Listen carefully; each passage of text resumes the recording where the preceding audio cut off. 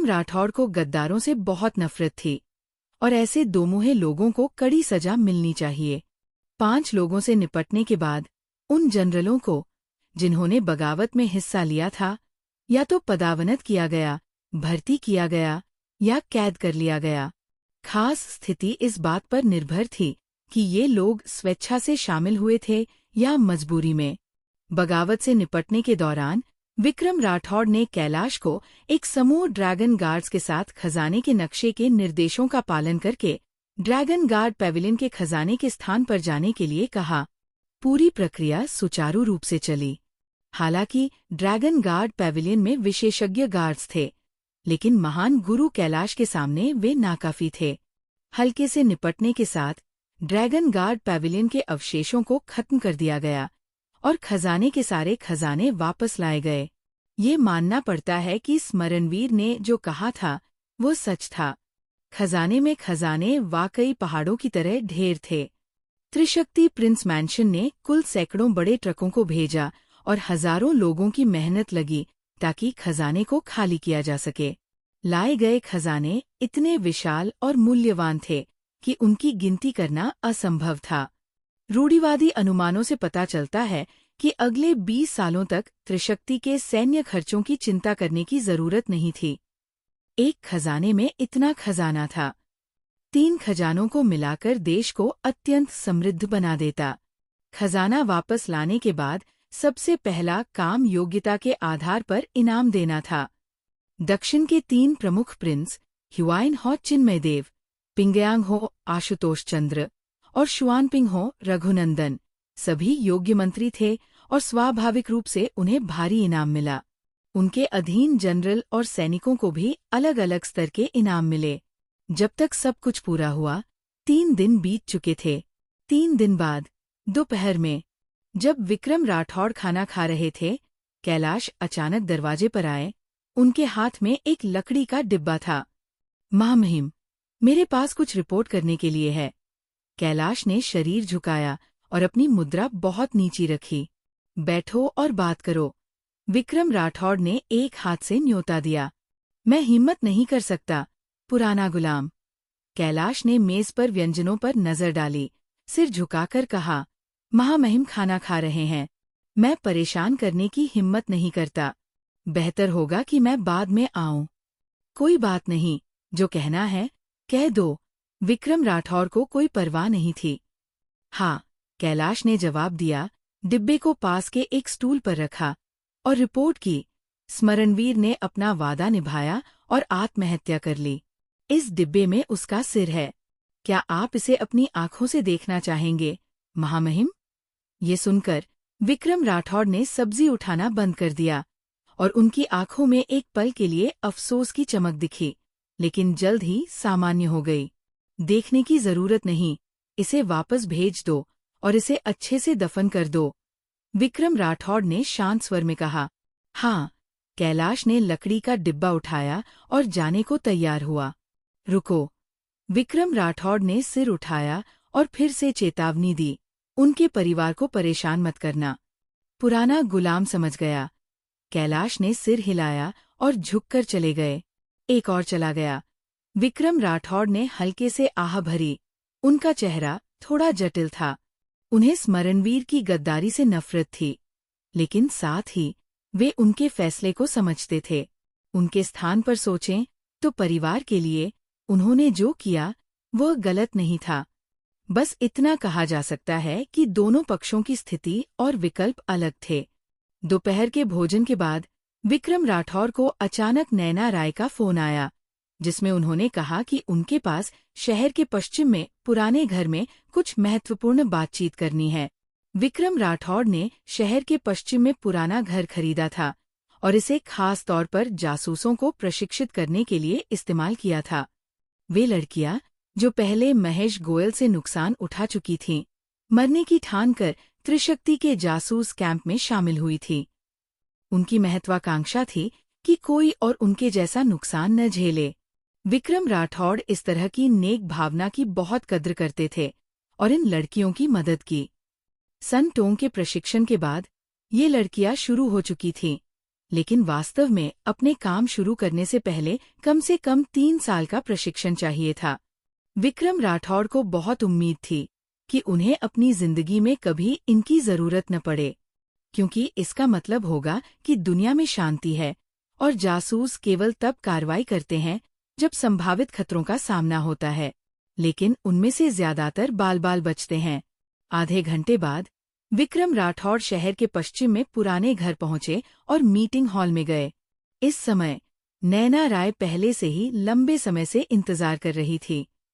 आज नैना राय ने किंगी पहना था और उनके सिर पर अभी भी टोपी और घूंघट था, जो उनके सुंदर चेहरे को ढक रहा था। लेकिन अगर चेहरा न भी देखा जाए तो सिर्फ उनकी काया को देखकर ही वे बहुत आकर्षक थीं। खासकर दूसरों में मौजूद रहस्यमयी और खास स्वभाव, जो पूरी तरह से प्राकृतिक और आकर्षक था, जिससे लोग आसानी से कल्पना करने लगते थे। आ गए? बैठो। नैना राय ने खुद विक्रम राठौड़ के लिए एक कप चाय डाली। प्रिंसेस महामहिम ने अचानक मुझे बुलाया। क्या कोई सलाह देना चाहेंगी? विक्रम राठौड़ शांतिपूर्वक बैठ गए। हम इतने परिचित हैं।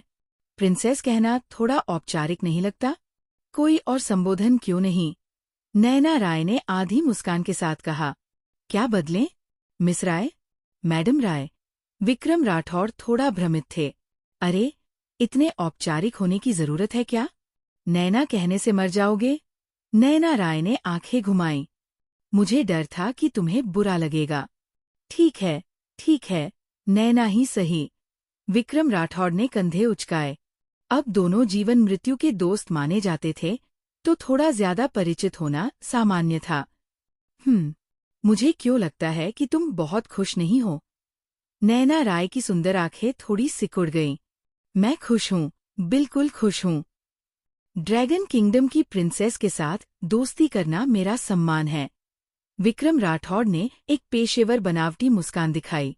बनावटी? नैना राय ने हल्का सा नाक चढ़ाया और ज्यादा परवाह नहीं की। इसके बजाय वे मुख्य विषय पर आई और बोलीं, मैंने तुम्हें आज यहाँ बुलाया है ताकि हम अगले कदम के बारे में बात करें। अब त्रिशक्ति स्थिर हो गया है। ड्रैगन गार्ड पैविलियन के सारे अवशेष नष्ट हो चुके हैं। तुम्हारे और मेरे बीच हुए समझौते के अनुसार अब तुम्हारे लिए ड्रैगन सोर्स ऑफ एनर्जी ढूंढने का समय है। चिंता मत करो, मैंने जो वादा किया है उसे जरूर पूरा करूंगा। जैसे ही ड्रैगन सोर्स ऑफ एनर्जी की कोई खबर मिलेगी, मैं तुरंत तुम्हारे साथ जाकर पता लगाऊंगा। विक्रम राठौड़ ने गंभीरता से कहा। फोन कॉल मिलने के पल से उन्होंने मोटे तौर पर नैना राय की मंशा का अनुमान लगा लिया था, लेकिन अभी ड्रैगन सोर्स ऑफ एनर्जी का कोई अतापता नहीं था और बिल्कुल कोई खबर नहीं थी। वे बिना सिर पैर के दुनिया भर में नहीं दौड़ सकते थे। ठीक है, तुम्हारे इस वादे से मैं निश्चिंत हूँ। नैना राय ने संतुष्ट होकर मुस्कुराया। सच कहूँ तो मेरे लोग ड्रैगन सोर्स ऑफ एनर्जी की तलाश कर रहे हैं और परसों ही हमें आखिरकार इससे संबंधित सुराग मिले। ओह! विक्रम राठौड़ ने भौहें उठाईं। काफी हैरान हुए। तुम्हारा मतलब है तुमने ड्रैगन सोर्स ऑफ एनर्जी ढूंढ लिया? ढूंढ लिया तो नहीं कह सकते, बस इतना कह सकते हैं कि बहुत अच्छा मौका है। नैना राय ने सिर हिलाया। क्या मतलब? विक्रम राठौड़ को थोड़ा अजीब लगा। मेरे लोगों की जांच के अनुसार कुछ समय पहले उत्तर पश्चिमी सीमा पर कहीं एक अजीब घटना हुई। एक रेगिस्तान में जो पहले बिल्कुल निर्जन था, अचानक एक नखलिस्तान उभर आया। सबसे अजीब बात यह है कि इस नखलिस्तान का क्षेत्र लगातार बढ़ रहा है और इसकी जीवंतता इतनी जबरदस्त है कि ये अविश्वसनीय है। इसलिए मुझे शक है कि इस नखलिस्तान के नीचे ड्रैगन सोर्स ऑफ एनर्जी छिपा हो सकता है। लेकिन क्या ये वाकई है? इसके लिए हमें सावधानी से जांच करनी होगी, नैना राय ने समझाया। रेगिस्तान अचानक नखलिस्तान में बदल गया? ये वाकई अजीब है। विक्रम राठौड़ ने थोड़ी छूकर सोचते हुए पूछा, क्या तुम्हारे लोगों के पास कोई और सुराग है? नहीं। नैना राय का लहजा गंभीर हो गया।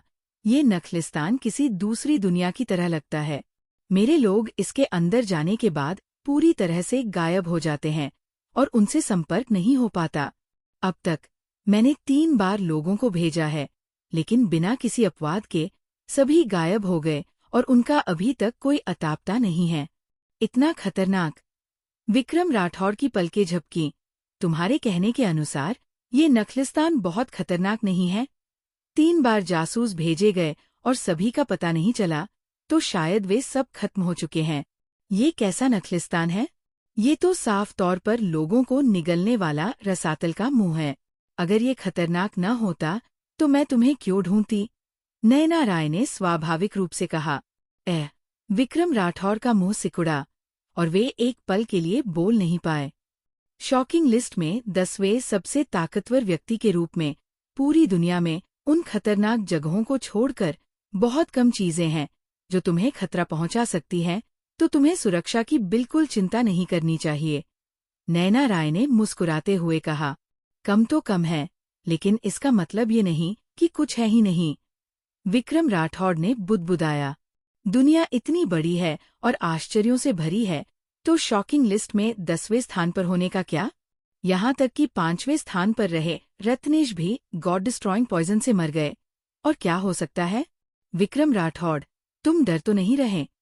नयना राय ने संदेह के साथ कहा। मजाक क्या? मैं 7 फुट का मर्द डर कैसे सकता हूँ?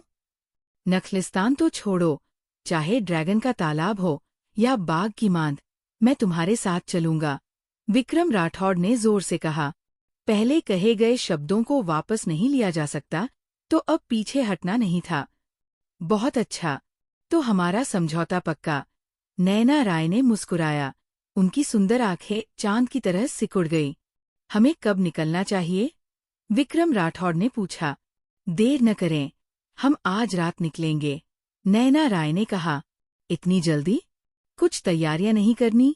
विक्रम राठौड़ हैरान हुए। मैंने जो कुछ तैयार करना था वो पहले ही कर लिया है। अब सभी ताकतें इस नखलिस्तान पर नजर रख रही हैं। कई लोग सोचते हैं कि इसमें कोई खजाना है। हमें जल्दी करनी होगी। अगर कोई पहले पहुंच गया तो बुरा होगा। नयना राय का लहजा गंभीर था। ये सुनकर विक्रम राठौड़ ने सिर हिलाया। ठीक है, तो जैसा तुम कह रही हो वैसा ही होगा। मैं बताने जाऊंगा और सामान पैक करूंगा। हम आज रात उत्तर पश्चिमी डेजर्ट के लिए निकलेंगे। पैलेस लौटने के बाद विक्रम राठौड़ ने किसी को परेशान नहीं किया, बल्कि 2 पत्र लिखे। एक पत्र चंद्रकांत राठौड़ के स्टडी में छोड़ा गया और दूसरा पराग राठौड़ के बेडरूम में। ये दोनों पत्र जाने से पहले की विदाई थे। उन्हें भावनात्मक मुद्दों से निपटने में दिक्कत होती थी। कभी कभी चुपके से चले जाना शायद बेहतर विकल्प हो सकता था। सूर्यास्त के समय विक्रम राठौड़ नयना राय की गाड़ी में बैठे और सीधे दक्षिण पश्चिम डेजर्ट की ओर चल पड़े। दक्षिण पश्चिम का सबसे बड़ा रेगिस्तान डेजर्ट कहलाता था, क्योंकि पर्यावरण कठिन और खतरनाक था। जो लोग गलती से वहां चले जाते थे, उनकी लगभग मृत्यु निश्चित थी। इसलिए इसका नाम ऐसा पड़ा। बेशक डेजर्ट भले ही खतरनाक हो, लेकिन इसमें विभिन्न खजाने और यहाँ तक कि सोने की खदानें भी छिपी थी। इसलिए अक्सर अभियान टीमें अपनी जान जोखिम में डालकर रेगिस्तान में अपनी किस्मत आजमाने जाते थे।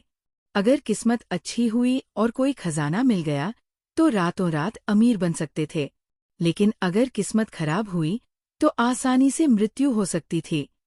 ये कहना अतिशयोक्ति नहीं कि हर साल सैकड़ों लोग खजाने और सोने की तलाश में डेजर्ट में दफन हो जाते थे। भले ही कई लोग मर गए, फिर भी अभियान टीमें एक के बाद एक लगातार वहां दौड़ पड़ती थी। जैसा कि कहा जाता है, लोग धन के लिए मरते हैं और पक्षी भोजन के लिए। हमेशा कुछ बेताब लोग होते हैं जो मृत्यु से नहीं डरते और रातों रात अमीर बनने का सपना देखते हैं। नयना राय ने डेजर्ट का नाम सुना था। उस जादुई नखलिस्तान को सफलतापूर्वक ढूंढने के लिए उन्होंने भारी रकम खर्च करके एक पेशेवर टीम को काम पर रखा था, जो डेजर्ट में जा चुकी थी और सुरक्षित लौटी थी, ताकि वे रास्ता दिखाए। उनके नेतृत्व वाली एस्कॉर्ट सहित कुल मिलाकर 100 से ज्यादा लोग और 30 से ज्यादा गाड़ियां थीं। आधी गाड़ियों में सामान लदा था। खाना, पानी, कंपास, संचार उपकरण, first aid kit, sun protection कपड़े, विभिन्न बचाव उपकरण, सब कुछ उपलब्ध था। नैना राय ने मूल रूप से हर उस चीज के लिए पर्याप्त तैयारी कर ली थी जो इस्तेमाल हो सकती थी। रात में काफिला बिना रुके लगातार आगे बढ़ता रहा। विक्रम राठौड़ अपनी सीट पर टिके हुए थे, खिड़की से बाहर आसमान में चांदनी को देख रहे थे। उनका चेहरा न खुशी दिखा रहा था, न गम। क्या सोच रहे हो? नैना राय ने एक पानी की बोतल निकाली और पास बैठे विक्रम राठौड़ को दी। शुक्रिया। विक्रम राठौड़ ने बोतल का ढक्कन खोला, एक घूंट लिया और शांत स्वर में बोले, मैं सोच रहा हूँ, इस रेगिस्तान की यात्रा में हमें किस तरह की रुकावटों का सामना करना पड़ेगा? रुकावटें तो निश्चित रूप से आएंगी। नैना राय ने शांत स्वर में कहा, ड्रैगन सोर्स ऑफ एनर्जी की बात पूरी दुनिया में फैल चुकी है। न सिर्फ हमारा ड्रैगन किंगडम, बल्कि कई विदेशी ताकतें भी इस बड़े मौके पर नजर रख रही हैं। दूसरे शब्दों में, हमें दुनिया भर के प्रतिद्वंद्वियों का सामना करना है, और इन ताकतवर दुश्मनों के बीच में खड़े होना वाकई आसान नहीं है। तुम्हारे इतने आत्मविश्वास को देखकर लगता है कि तुम्हें कुछ भरोसा तो है, ना? विक्रम राठौड़ ने टटोलते हुए पूछा। बिल्कुल, क्योंकि मेरे पास एक गुप्त हथियार है। नैना राय ने हल्के से मुस्कुराया। ओह, क्या गुप्त हथियार? विक्रम राठौड़ तुरंत उत्सुक हो गए। अभी नहीं बता सकती। अगर मौका मिला तो तुम्हें पता चल जाएगा। नैना राय ने बात टाल दी। ठीक है, तो मैं एक टूल बनकर तुम्हारे आदेशों का पालन करूंगा। विक्रम राठौड़ ने कंधे उचकाए, आलसी दिखते हुए। नैना राय के साथ काम करना वाकई आसान था, क्योंकि वे हर तरह की चीजों की व्यवस्था कर लेती थीं, तो उन्हें बिल्कुल चिंता करने की जरूरत नहीं थी। हम अभी भी अपने गंतव्य से कुछ दूरी पर है। तुम अच्छे से आराम कर लो। जब हम लगभग पहुंच जाएंगे, मैं तुम्हें बुला लूंगी। नैना राय ने विचारशीलता से आई मास्क और साउंड प्रूफ ईयर प्लग्स दिए। कोई दिक्कत नहीं। विक्रम राठौड़ ने मना नहीं किया। उन्होंने आई मास्क पहना, ईयर प्लग्स लगाए, अपनी सीट को पीछे किया, आरामदायक स्थिति में लेट गए और सोने लगे। नैना राय ने एक कंबल निकाला, धीरे से विक्रम राठौड़ के सीने पर डाला और फिर चुपके से किताब पढ़ने लगी। गाड़ी एक्समान गति से चल रही थी और बहुत स्थिर थी। आखिरकार अगले दिन दोपहर में हम डेथ डेजर्ट के किनारे पर पहुंच गए। रेगिस्तान के किनारे पर एक बड़ा गांव था जिसमें लगभग 500 से 600 परिवार रहते थे। गांव में होटल, गैस स्टेशन, सुपरमार्केट आदि थे। भले ही स्केल बड़ा नहीं था, लेकिन मूल रूप से वहां सब कुछ था जो होना चाहिए। अभियान टीम के लिए ये गांव एक सप्लाई स्टेशन था जो महत्वपूर्ण क्षणों में जान बचा सकता था। चाहे वे रेगिस्तान में जा रहे हों या रेगिस्तान से बाहर आ रहे हों, वे इस गांव में रुककर आराम करते और कुछ खबरों का पता लगाते। ये जिक्र करने लायक है कि सामान की ढुलाई में कठिनाई के कारण गांव में कीमतें बाहर की तुलना में कई गुना ज्यादा थी। नैना राय का काफिला गांव में घुसने के बाद आखिरकार एक देहाती होटल के सामने रुका, जिसका नाम था हाउस ऑफ होप। ये देहाती होटल पहले एक प्राइमरी स्कूल था, जिसे रिनोवेट किया गया था। इसमें 100 से ज्यादा लोगों को ठहराने के लिए पर्याप्त कमरे थे, जो बिल्कुल कोई समस्या नहीं थी। मिस राय, हम पहुंच गए। काफिले के रुकने के बाद एक भाड़े के सैनिक जैसे कपड़े पहने व्यक्ति ने नैना राय की गाड़ी की खिड़की पर दस्तक दी। वह व्यक्ति 30 की उम्र में था, पीले कैमोफ्लाज यूनिफॉर्म और लेदर बूट्स पहने हुए था। वह लंबा था और उसके चेहरे के कठोर नैनक्श उसे एक सख्त आदमी का एहसास देते थे। उस व्यक्ति का नाम करणवीर था। वह अभियान टीम का कप्तान था। उसने 2 बार डेथ डेजर्ट में टीम का नेतृत्व किया था और सुरक्षित लौटा था। वह नैना राय द्वारा भारी रकम देकर काम पर रखा गया गाइड भी था। इस रेगिस्तानी यात्रा का नेतृत्व करणवीर करेगा। कप्तान करण, ये डेजर्ट विलेज है? नैना राय ने दरवाजा खोला और चारों ओर देखा। गांव छोटा नहीं था और सभी इमारतें निचली थीं, क्योंकि ये साल भर हवा और रेत की मार झेलती थी। कई जगह काफी जर्जर और साधारण दिखती थी। हालांकि हमारे सामने हाउस ऑफ होप नाम का होटल कुछ अपवाद था। ये साफ सुथरा दिखता था, शायद इसलिए कि इसे बार बार साफ किया जाता था। हाँ, 100 मील के दायरे में बस यही एक गांव है। क्योंकि ये डेथ डेजर्ट के करीब है, इसे डेजर्ट विलेज कहा जाता है। ये जगह भले ही छोटी हो, लेकिन यहाँ हर तरह की चीजें मिल सकती है। अगर आप पैसे खर्च करने को तैयार हैं, तो यहाँ बड़े शहरों की कई चीजें खरीदी जा सकती है। उत्तर से दक्षिण की ओर यात्रा करने वाले हर तरह के लोग, जो रेगिस्तान में खोज करने की योजना बनाते हैं, कुछ दिन गांव में रुकते हैं। एक तरफ वे सामान खरीदते हैं और दूसरी तरफ खबरों का पता लगाते हैं। करणवीर ने मुस्कुराते हुए समझाया। बहुत अच्छा, तो हम पहले यहाँ रुकते हैं और देखते हैं कि क्या होता है। नैना राय ने सिर हिलाया। एक दिन और रात की यात्रा के बाद ज्यादातर लोग थक चुके थे और उन्हें अच्छे आराम की जरूरत थी, ताकि उनके पास काम पूरा करने की ऊर्जा हो। पहुंच गए? इस समय विक्रम राठौड़ ने अपनी आई मास्क उतारी और आंखें मलते हुए गाड़ी से बाहर निकले। हाँ, हम आज इस होटल में रुकेंगे, नैना राय ने जवाब दिया। मिस राय, ये कौन है?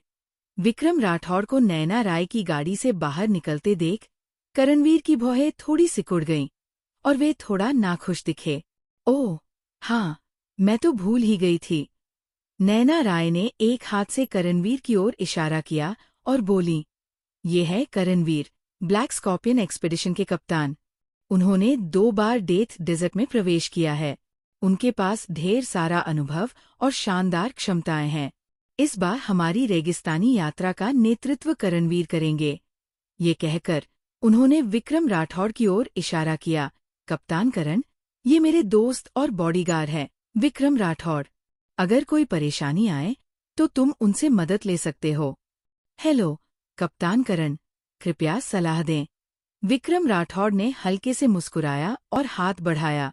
बॉडीगार्ड। करणवीर ने ऊपर नीचे देखा और शांत स्वर में बोले, मिस राय, कहीं आप ठगी तो नहीं गई? इस लड़के की बाहें और टांगें इतनी कमजोर दिखती हैं, वो आपकी रक्षा कैसे कर सकता है? करणवीर की अचानक दुश्मनी से विक्रम राठौड़ थोड़ा हैरान हुए और कुछ भ्रमित भी। उन्होंने खुद से पूछा कि यह उनकी पहली मुलाकात थी और उनके बीच कोई रंजिश नहीं थी। फिर सामने वाला इतना घमंडी क्यों था? कप्तान करण, क्या हम पहले मिले हैं? विक्रम राठौड़ ने शांत स्वर में पूछा। उनका उठा हुआ हाथ धीरे धीरे नीचे आ गया। नहीं मिले। करणवीर का चेहरा ठंडा था। जब मिले ही नहीं तो तुम ऐसा क्यों कह रहे हो? विक्रम राठौड़ ने पूछा। मैं बस मिस राय के बारे में सोच रहा हूँ, करणवीर ने गंभीरता से कहा। डेथ डेजर्ट खतरों से भरा है। जो लोग वहां जाते हैं उनकी लगभग मृत्यु हो जाती है। बिना मजबूत ताकत, पेशेवर ज्ञान और ढेर सारे अनुभव के आम लोग वहां एक दिन भी नहीं टिक सकते। मिस राय ने मुझे भारी रकम देकर बुलाया है, तो स्वाभाविक रूप से उनकी सुरक्षा की जिम्मेदारी मेरी है। तुम्हारे हावभाव और व्यवहार से साफ है कि तुम पेशेवर बॉडीगार्ड नहीं हो, इसलिए मुझे तुम्हारी क्षमता पर बहुत शक है। अगर डेथ डेजर्ट में कोई खतरा आया तो शायद तुम मिस राय की रक्षा नहीं कर पाओगे, बल्कि दूसरों और खुद को नुकसान पहुंचाओगे। ये शब्द सीधे और कठोर थे, बिना किसी रहम के। कप्तान करण, नैना ने मुझे बुलाने की अपनी वजह हैं। तुम्हारा काम रास्ता दिखाना और हमें विभिन्न खतरों से बचाना है, बस इतना ही। बाकी की चिंता तुम्हें नहीं करनी। अपना काम करो, हद पार मत करो। मुझे सिखाने की बारी तुम्हारी नहीं है कि मैं ये कर सकता हूँ या नहीं, विक्रम राठौड़ ने उदासीन लहजे में कहा। हालांकि उनका स्वभाव सहज है, लेकिन उन्हें सिखाया जाना पसंद नहीं। पैसे अपनी काबिलियत के हिसाब से कमाने चाहिए। ये मामला तुम्हारी दौलत और जिंदगी से जुड़ा है, तो लापरवाही नहीं होनी चाहिए, करणवीर ने कहा और अपनी नजरें नैना राय की ओर मोड़ते हुए गंभीरता से बोले। मिस राय, बॉडीगार्ड्स के बारे में मैं कुछ ताकतवर मास्टर्स को जानता हूँ। अगर आप मुझ पर भरोसा करती हैं तो मैं उन्हें आपके लिए बुला सकता हूँ। बस थोड़े ज्यादा पैसे खर्च करने होंगे। कप्तान करण, मैं आपकी मेहरबानी की कद्र करती हूँ, लेकिन मुझे विक्रम राठौड़ की काबिलियत पर भरोसा है। उनके रहते मेरी सुरक्षा में कोई दिक्कत नहीं होगी, नैना राय ने शांत स्वर में कहा। शॉकिंग लिस्ट में 10वें सबसे ताकतवर व्यक्ति के रूप में अगर विक्रम राठौड़ भी डेथ डेजर्ट के खतरों को नहीं सुलझा सकते, तो बाकी लोग बस मरने की प्रतीक्षा कर सकते हैं। मिस राय, करणवीर कुछ और कहने वाले थे, तभी नैना राय ने हाथ उठाकर उन्हें रोका। ठीक है, कप्तान करण, और ज्यादा कहने की जरूरत नहीं। आप पहले डेथ डेजर्ट के बारे में पता लगाए और जितना हो सके जानकारी इकट्ठा करें। हम बाद में बात करेंगे। हाँ, इतना कहने के बाद करणवीर को बस सिर हिलाना पड़ा, लेकिन जाने से पहले उन्होंने विक्रम राठौड़ को अस्वीकृति भरी नजर से देखा। जाहिर तौर पर उन्हें कम आंक रहे थे। नैना, तुम्हारा ये टीम लीडर थोड़ा घमंडी लगता है। विक्रम राठौड़ ने मजाक किया। घमंडी तो है, लेकिन उसके पास कुछ असली काबिलियत भी है। हम डेथ डेजर्ट में जा रहे हैं और उसकी मदद बहुत जरूरी है। तुम बड़े दिल वाले हो, तो उसके साथ वैसी ही नजरिए से मत लो। नैना राय ने हल्के से मुस्कुराया। जब तक वह मेरी सीमा का उल्लंघन नहीं करता, कुछ ताने मारने और चेहरा दिखाने से कोई फर्क नहीं पड़ता। विक्रम राठौड़ ने कंधे उचकाए। ऐसा नहीं कि उनके पास दूसरों के लिए सहनशीलता नहीं है। उन्होंने ऐसे घमंडी लोगों को बहुत देखा है। उनमें से ज्यादातर की महत्वाकांक्षाएं बड़ी होती हैं, लेकिन काबिलियत कम। वे बस उम्मीद करते हैं कि करणवीर नाम का ये व्यक्ति कढ़ाई वाला तकिया न निकले। ठीक है, इस बारे में अब और बात नहीं करते। पहले कमरा चुन लेते हैं। अगर कुछ और नहीं हुआ तो हम आज रात यहीं रुकेंगे। नैना राय ने विषय बदल दिया। ठीक है, मुझे तो भूख लगी है। चलो, सामान सेट करें और डिनर शुरू करें। विक्रम राठौड़ ने अपनी खाली पेट को छुआ। उन्हें अच्छी तरह पता था कि इस बार नैना राय की टीम में 2 मशहूर शेफ हैं, जो दुनिया भर के व्यंजनों में निपुण हैं। इसके अलावा सामान पर्याप्त है, तो खाने की चिंता करने की जरूरत नहीं। डेजर्ट विलेज के एक शराब खाने में करणवीर ने ब्लैक स्कॉर्पियन टीम के कुछ सदस्यों को साथ लिया और एक रैंडम टेबल पर बैठ गए। कुछ लोग शराब पी रहे थे और बातें कर रहे थे, समय समय पर आसपास का जायजा लेते हुए। इस समय शराब खाने में कई लोग बैठे थे। उनके कपड़ों से देखकर ये ज्यादातर खोजी थे। वे छोटे छोटे समूहों में थे, हर कोई अपना इलाका लिए हुए था। कह सकते हैं कि यहाँ हर तरह के लोग थे। कप्तान, पिछले 2 बार जब हम यहाँ आए थे, तब हमें इतनी सारी साहसिक टीमें नहीं मिली थीं, ना? इस बार क्या हो रहा है? गांव में घुसने से लेकर अब तक हम कम से कम 5 टीमों से मिल चुके हैं। एक गंजे व्यक्ति ने सिगार मुंह में दबाया और चारों ओर नजर घुमाई। हफ्ते के दिनों में वाकई इतने लोग नहीं होते। इस बार सारी ताकतें एक साथ इकट्ठा हुई है। जरूर कोई खजाना मिलने वाला है, और सबसे ज्यादा संभावना है कि ये उस नखलिस्तान से जुड़ा हो जो अचानक प्रकट हुआ, करणवीर ने कहा। डेथ डेजर्ट में अचानक नखलिस्तान प्रकट होने की खबर इस सर्कल में फैल चुकी थी। कई अंतर्राष्ट्रीय अभियान टीमें बदलाव कर रही थी और जल्द ही यहाँ पहुँचने वाली थी। कप्तान, क्या आपको पता है कि उस नखलिस्तान में क्या है? गंजे व्यक्ति ने टटोलते हुए पूछा। वास्तव में क्या है, ये मुझे अभी नहीं पता, करणवीर ने सिर हिलाया। लेकिन जहाँ तक मुझे पता है, वो नखलिस्तान रेगिस्तान से 100 गुना ज्यादा खतरनाक है। जो भी अंदर गया, वो फिर कभी बाहर नहीं आया। लेकिन ये इतने सारे लोगों को जोखिम उठाने के लिए आकर्षित कर सकता है। अंदर का खजाना जरूर बहुत मूल्यवान होगा। ठीक है, अंदर जो कुछ भी हो, उसका हमसे कोई लेना देना नहीं। हम पैसे लेकर काम करते हैं। हमें बस लोगों को सुरक्षित अंदर ले जाना और सुरक्षित बाहर लाना है। खजाना मिले या न मिले, इससे हमें कोई फर्क नहीं पड़ता। एक स्मार्ट पोशाक में छोटे बालों वाली महिला ने कहा। सच कहा, गंजे व्यक्ति ने सिर हिलाया। उन्होंने पहले ही 30% पेमेंट ले लिया था। अगर जमा कराने वाला जीवित रहा तो उन्हें बाकी रकम मिल जाएगी और बाकी की चिंता करने की जरूरत नहीं थी। कप्तान, वैसे मिस राय कौन है? वे इतनी उदार कैसे हो सकती हैं? हम 10 साल से इस इंडस्ट्री में हैं और कभी इतने उदार स्पॉन्सर से नहीं मिले। छोटे बालों वाली महिला ने उत्सुकता से पूछा। मिस राय अपना असली चेहरा नहीं दिखाना चाहती। वे बस अपनी पहचान छिपाना चाहती है। इंडस्ट्री के नियम हैं, हम ज्यादा सवाल नहीं कर सकते। करणवीर ने सिर हिलाया। कप्तान, तुमने रास्ते में मिस राय को कम से कम 10 बार देखा। क्या तुम्हें उनमें दिलचस्पी है? छोटे बालों वाली महिला ने दोहरे अर्थ वाली मुस्कान के साथ कहा। पता नहीं क्या कहूँ। मिस राय में कोई खास जादू सा लगता है। जैसे ही मैं उन्हें देखता हूँ, मुझे लगता है कि हम पहले मिल चुके हैं, जैसे कि हमारी नियति में एक दूसरे से मिलना लिखा हो। करणवीर ने आंखें सिकोड़कर कहा। नियति? ओह, मैं समझ गई। छोटे बालों वाला व्यक्ति जल्दी समझ गया और हंसकर मजाक करने लगा। कप्तान, तुम फंस गए। तुम्हें प्यार हो गया। मैंने पहले कभी ऐसा महसूस नहीं किया, और इस बार वाकई कुछ अलग है।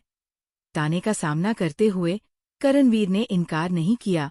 वे सभी भाई बहन हैं जो जीवन मृत्यु के दौर से गुजरे हैं। ऐसा कुछ नहीं जो न कहा जा सके। ये मिस राय वाकई बहुत खास है। हालांकि मैंने उनका चेहरा नहीं देखा, लेकिन मुझे लगता है कि वे उस तरह की शानदार सुंदरता वाली है। गंजे व्यक्ति ने जोश के साथ कहा। बकवास। मिस राय कप्तान की पसंद की महिला है। तुम्हें कोई गलत ख्याल नहीं रखना चाहिए। छोटे बालों वाली महिला ने चेतावनी दी। अरे, तुम क्या कह रही हो? मैंने तो बस जिक्र किया। कप्तान से महिला छीनने की हिम्मत मुझमें कहा। गंजे व्यक्ति ने व्यंग्यात्मक ढंग से मुस्कुराया। कप्तान, बहुत कम ऐसा होता है कि कोई तुम्हारा दिल धड़काए। चिंता मत करो, बस हिम्मत से कदम उठाओ। तुम्हारी मर्दाना आकर्षण के साथ कोई दिक्कत नहीं होगी। छोटे बालों वाली महिला ने आत्मविश्वास से कहा। मुझे डर है कि अब बहुत देर हो चुकी है। करणवीर ने सिर हिलाया और बोले, मिस राय के पास एक बॉडीगार्ड है। वे एक ही गाड़ी में हैं। उनका रिश्ता कुछ अस्पष्ट सा है। मेरे पास शायद कोई मौका नहीं है।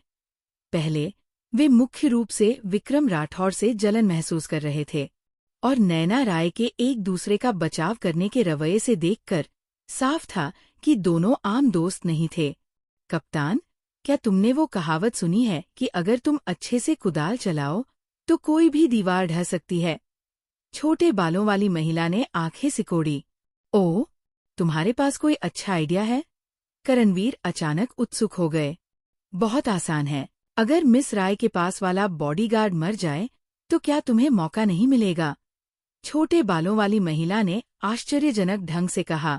ये सुनकर करणवीर का चेहरा ठहर गया। उन्होंने चारों ओर देखा और पाया कि कोई नहीं सुन रहा था। फिर उन्होंने अपनी आवाज धीमी की और बोले, यिन हुआन, बकवास मत करो। इंडस्ट्री के नियम हैं। हम एक अभियान टीम हैं, भाड़े के सैनिक नहीं। हम लोग मारते हैं और सामान लूटते हैं। अगर ये बात बाहर निकली तो हमें भविष्य में काम नहीं मिलेगा। कप्तान, अगर हम इसे बिना किसी को पता चले कर लें तो कौन जान पाएगा? छोटे बालों वाली महिला ने आधी मुस्कान के साथ कहा।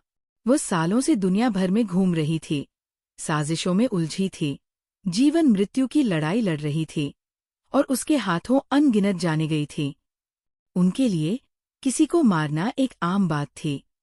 मिस राय का निजी बॉडीगार्ड होने के नाते इस व्यक्ति में कुछ काबिलियत तो होगी। बिना किसी को पता चले उसकी हत्या करना स्पष्ट रूप से आसान नहीं है। इसके अलावा मिस राय के पास और भी बॉडीगार्ड्स है।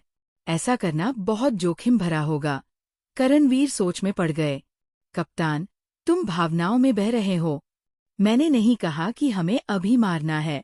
क्या तुम भूल गए कि हमारा फायदा कहाँ है? छोटे बालों वाली महिला ने अर्थपूर्ण ढंग से मुस्कुराया। तुम्हारा मतलब? Death desert? एक पल ठहरने के बाद करणवीर जल्दी समझ गए। बिल्कुल सही। छोटे बालों वाली महिला ने उंगलियां चटकाईं और मुस्कुराते हुए बोली, डेथ डेजर्ट खतरों से भरा है। हर साल वहाँ कितने लोग मरते हैं कोई नहीं जानता। बस हमें एक सही मौका ढूंढना है कि उस बॉडीगार्ड को गलती से मार डालें। ये मुश्किल नहीं होना चाहिए। फिर तुम मिस राय के साथ एक साथ उड़ान भर सकते हो। हाँ, बात तो सही है। जब हम डेथ डेजर्ट में घुसेंगे तो एक और मौका ढूंढकर उसे मार डालेंगे। गंजा व्यक्ति जोर से हंसने लगा। ये इतना असामान्य था कि शराबखाने में कई लोगों का ध्यान उसकी ओर गया। अरे, तुम्हारी आवाज और जोर से चाहिए? क्या मैं तुम्हें एक लाउड स्पीकर दूं और तुम बाहर जाकर चिल्लाओ? छोटे बालों वाली महिला ने गुस्से में कहा। मेरी आवाज स्वाभाविक रूप से जोरदार है। गंजे व्यक्ति ने सिर खुजाया और जल्दी अपनी आवाज धीमी कर ली। कप्तान, तुम क्या सोचते हो? खुशी तुम्हें बुला रही है। बस उस परेशान करने वाले लड़के से छुटकारा पाओ और तुम निश्चित रूप से उस सुंदरता को गले लगा सकोगे। छोटे बालों वाली महिला ने लुभावने ढंग से कहा। ठीक है, जैसा तुम कह रही हो वैसा ही करेंगे। करणवीर की आंखों में एक क्रूर चमक आई और उन्होंने उदास चेहरे के साथ बुदबुदाया, अगर तुम अपने लिए नहीं करोगे तो आकाश और धरती तुम्हें सजा देंगे। विक्रम राठौड़, मुझे क्रूर होने के लिए दोष मत दो। बस अपने आप को दोष दो कि तुम मेरे रास्ते में आए। होटल में विक्रम राठौड़, जो अभी अभी कपड़े बदल कर आए थे, अचानक छींक पड़े और अपने आप से बुदबुदाए, कौन मुझे याद कर रहा है? विक्रम राठौड़ ने अपनी नाक रगड़ी, कमरे से बाहर निकले और होटल की कैंटीन में आए। क्योंकि ये होटल पहले एक प्राइमरी स्कूल को रिनोवेट करके बनाया गया था, कैंटीन काफी बड़ी थी, लगभग 200 से 300 वर्ग मीटर की। 100 से ज्यादा लोगों के लिए खाना खाने के लिए ये ज्यादा थी। यहाँ विक्रम राठौड़ जैसे ही डाइनिंग हॉल में दाखिल हुए, उन्होंने नैना राय को हाथ उठाकर लहराते देखा। जब वे आगे बढ़े तो देखा कि मेज पर दर्जन भर से ज्यादा स्वादिष्ट व्यंजन थे। ये सारे व्यंजन हमारे शेफ्स ने बनाए हैं। ये सुरक्षित और स्वादिष्ट है। तुम इन्हें निश्चिंत होकर खा सकते हो, नैना राय ने समझाया। सावधानी बरतना हमेशा अच्छा होता है। विक्रम राठौड़ ने मुस्कुराया। बिना औपचारिकता के वे कुर्सी पर बैठ गए और खाने का लुत्फ उठाने लगे। बाहर जाते समय सावधानी बरतना हमेशा अच्छा होता है। ये डेथ डेजर्ट का किनारा है, जहाँ हर तरह के लोग मिलते हैं। अगर थोड़ा भी असावधान हुए तो कब फंस जाओ पता नहीं। नैना राय ने चॉपस्टिक्स उठाई और बेहद शालीनता से धीरे धीरे खाना शुरू किया। जब दोनों खा रहे थे, अचानक हरे कपड़े पहने और तलवारें लिए हुए कुछ युवा पुरुष और महिलाएं अंदर आए। इन लोगों का रुतबा ताकतवर था, उनकी आंखें तेज थीं और उनमें एक मजबूत दबाव की भावना थी। उनके कपड़ों से देखकर लगता था कि वे मार्शल आर्ट्स की दुनिया के शिष्य हैं।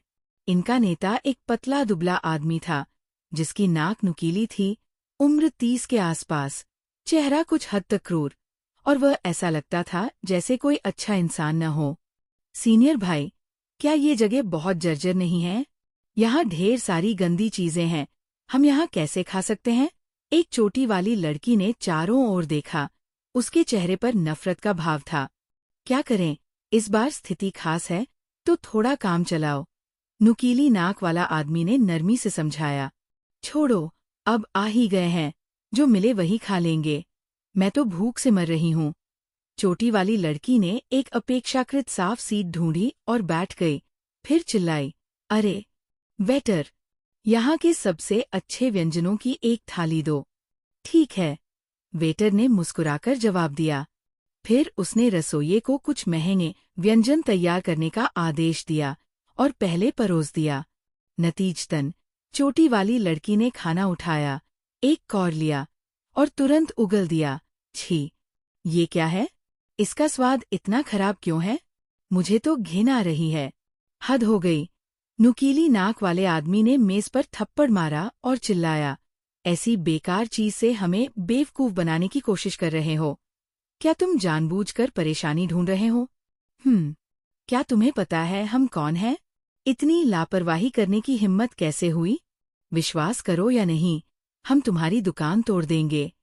उसी सेक्ट के कुछ अन्य शिष्यों ने एक के बाद एक मेज पर प्रहार शुरू कर दिया, क्रूर दिखते हुए। सब लोग, मुझे वाकई खेद है, ये दुकान के सबसे महंगे व्यंजन हैं। अगर स्वागत में कुछ कमी रह गई तो कृपया माफ करें। वेटर इतना डर गया कि वो बार बार माफी मांगने लगा। तुम झूठ बोल रहे हो। चोटी वाली लड़की खड़ी हो गई, अचानक विक्रम राठौड़ और नैना राय की ओर इशारा करते हुए चिल्लाई, उनके पास हमसे बेहतर खाना क्यों है? तुम साफ तौर पर हमें कम आंक रहे हो। विक्रम राठौड़ और नैना राय तमाशा देख रहे थे, लेकिन चोटी वाली लड़की ने अचानक निशाना बदल दिया और दोनों पर उंगली उठा दी। वे एक पल के लिए कुछ समझ नहीं पाए। हाँ, सही कहा। उनके पास दर्जन भर से ज्यादा व्यंजन हैं, सारे स्वादिष्ट और लजीज। हमारे मेज पर देखो, ये तो बस कचरे का ढेर है। मुझे कोई परवाह नहीं। तुरंत हमारे लिए बदलो, वरना हमें गुस्सा करने के लिए दोष मत दो। सभी चिल्लाने लगे और बात करते करते उन्होंने मेज पर रखा खाना जमीन पर फेंक दिया, जिससे फर्श पर गंदगी फैल गई।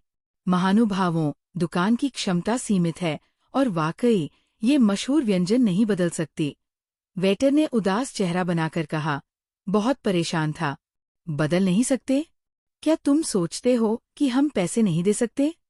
नुकीली नाक वाले आदमी का चेहरा उदास हो गया, कुत्ते की तरह दूसरों को कम आंकने वाला। क्या तुम हमें अलग व्यवहार दे रहे हो? क्या तुम्हें पता है हम कौन हैं? हम फ्लाइंग स्नो सेक्ट के शिष्य हैं, जो दुनिया में मशहूर है। अगर तुमने हमें नाराज किया तो हम 1 मिनट में तुम्हारी दुकान ध्वस्त कर देंगे। चोटी वाली लड़की ने जोर से चिल्लाया। गलतफहमी, ये सब गलतफहमी है। वेटर डर गया और बार बार समझाने लगा। ये मशहूर व्यंजन उन मेहमानों के अपने शेफ्स ने बनाए हैं। हमने सिर्फ किचन दिया है। क्या? अपने शेफ लाए? मजाक कर रहे हो? कौन बाहर जाता है तो शेफ साथ ले जाता है? चोटी वाली लड़की को शक हुआ। डेथ डेजर्ट में आने वाले लोग ज्यादातर खोज और खजाने की तलाश में होते हैं और शेफ साथ लाते हैं। इसका क्या मतलब है? ये सच है। मैंने अपनी आंखों से देखा। मैं आपसे झूठ बोलने की हिम्मत नहीं करता, वेटर ने आत्मविश्वास से कहा। ये सुनकर फ्लाइंग स्नो सेक्ट के शिष्य एक दूसरे को देखने लगे और आखिर में उनकी नजरें विक्रम राठौड़ और नैना राय पर टिक गईं। अरे, क्या ये व्यंजन वाकई तुम्हारे अपने लोगों ने बनाए हैं? चोटी वाली लड़की आगे बढ़ी और घमंड से पूछा। हाँ, नैना राय ने सिर हिलाया और बोली, मुझे बाहर का खाना खाने की आदत नहीं है, इसलिए मैं अपने शेफ लाई हूँ। सचमुच? चोटी वाली लड़की ने मेज पर व्यंजनों को ध्यान से देखा और आश्चर्य से बोली, Longjing shrimps, squirrel mandarin fish, kung pao chicken, dongpo pork, Buddha jumping over the wall वगैरह। इतने महंगे व्यंजन, क्या तुम दोनों इन्हें खा सकते हो? ये कहकर, बिना दोनों के जवाब की प्रतीक्षा किए, उसने अतिरिक्त चॉपस्टिक्स उठाईं और एक टुकड़ा मंदारिन फिश उठाकर अपने मुंह में डाला। अगले ही पल उसकी आंखें चमक उठीं, चेहरे पर आश्चर्य था। वाकई बहुत स्वादिष्ट है। सीनियर भाई, यहाँ अच्छी चीजें हैं, आओ और ट्राई करो। चोटी वाली लड़की ने मुड़कर इशारा किया। विक्रम राठौड़ और नैना राय की भावनाओं की परवाह न करते हुए उसने अपने सारे साथियों को बुला लिया। जब सभी ने मेज पर स्वादिष्ट खाना देखा तो उनकी उंगलियां खुशी से हिलने लगीं। वे लंबे रास्ते से आए थे और कब से भूखे थे। अब इतना स्वादिष्ट खाना सामने देखकर वे स्वाभाविक रूप से बहुत खुश थे। तुम दोनों, इस मेज को हमने ले लिया। तुम कहीं और जाकर खा सकते हो। नुकीली नाक वाले आदमी ने अपनी बाह से एक सोने की छड़ निकाली और मेज पर फेंक दी, जैसे कोई बड़ा रईस हो। क्या? विक्रम राठौड़ ने भौहें उठाई और बेवकूफ जैसी नजरों से बोले, तुम लोगों में कुछ गड़बड़ है क्या? तुम बिना बुलाए यहाँ आए और हमें भगाने की कोशिश कर रहे हो। क्या तुम सचमुच सोचते हो कि ये होटल तुम चलाते हो? अगर इन लोगों का रवैया बेहतर होता तो एक साथ पीना या खाना कोई बड़ी बात नहीं थी। दोस्त बन गए होते, लेकिन ये लोग इतने घमंडी दिख रहे थे और उन्हें बिल्कुल गंभीरता से नहीं ले रहे थे, तो वे स्वाभाविक रूप से बहुत नाखुश थे। क्या? बहुत कम है? ठीक है, मैं और जोड़ता हूँ। नुकीली नाक वाला आदमी अभी भी घमंडी था। बोलते हुए उसने अपनी बाह से एक और सोने की छड़ निकाली और मेज पर फेंक दी। उसने ठंडे स्वर में कहा, अब तो काफी है? बस इतना? मैं तो भिखारी को भगा रहा हूँ। विक्रम राठौड़ ने हाथ बढ़ाया और दोनों सोने की छड़ों को बिना देखे ही उड़ा दिया। हिम्मत! हद हो गई। बेहुदा!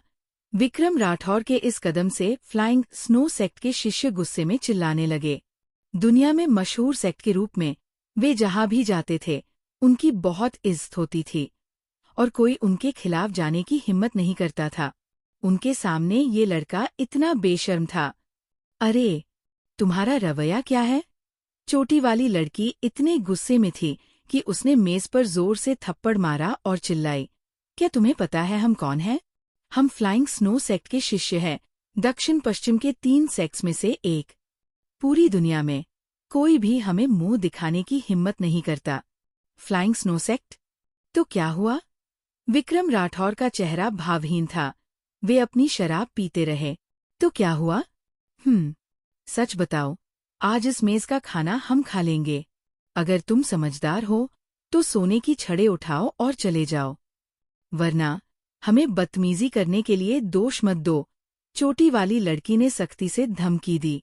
सचमुच? तुम कितने बदतमीज हो सकते हो? विक्रम राठौड़ ने व्यंग्य किया।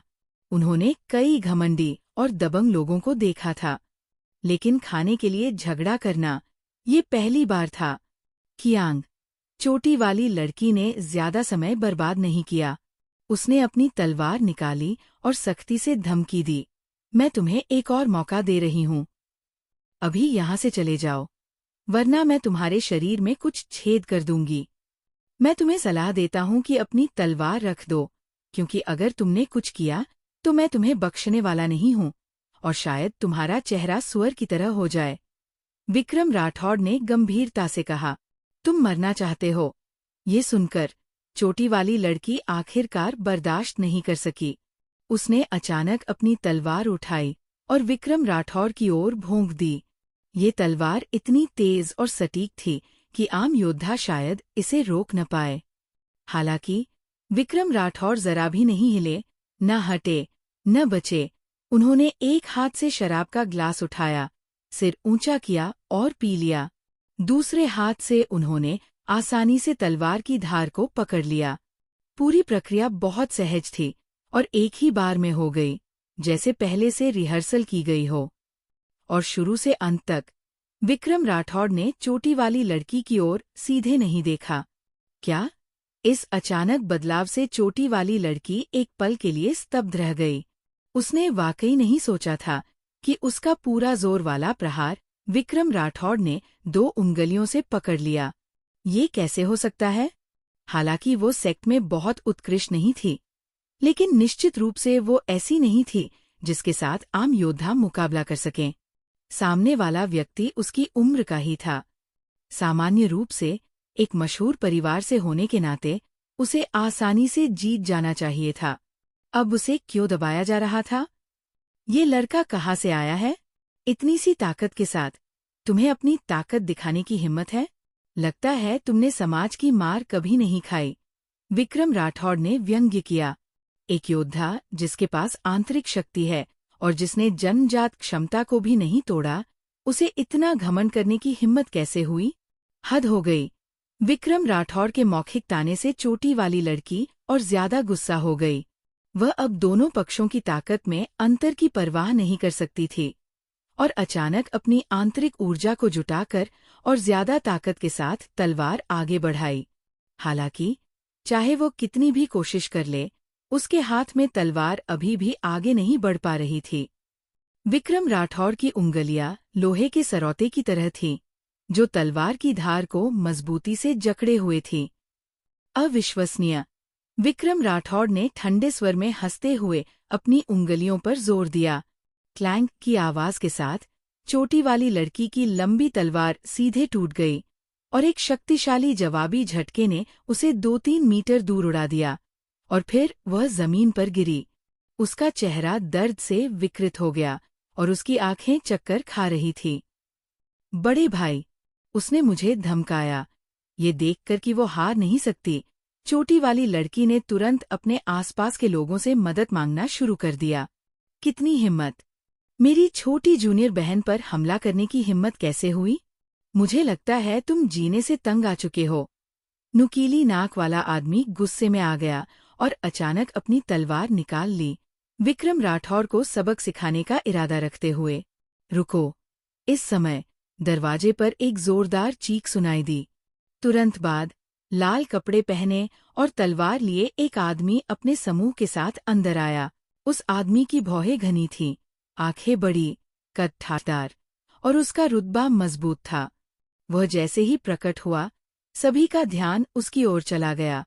पहले से घमंडी और दबंग नुकीली नाक वाला आदमी भी उस व्यक्ति को देखकर थोड़ा भौहे सिकोड़ लिया।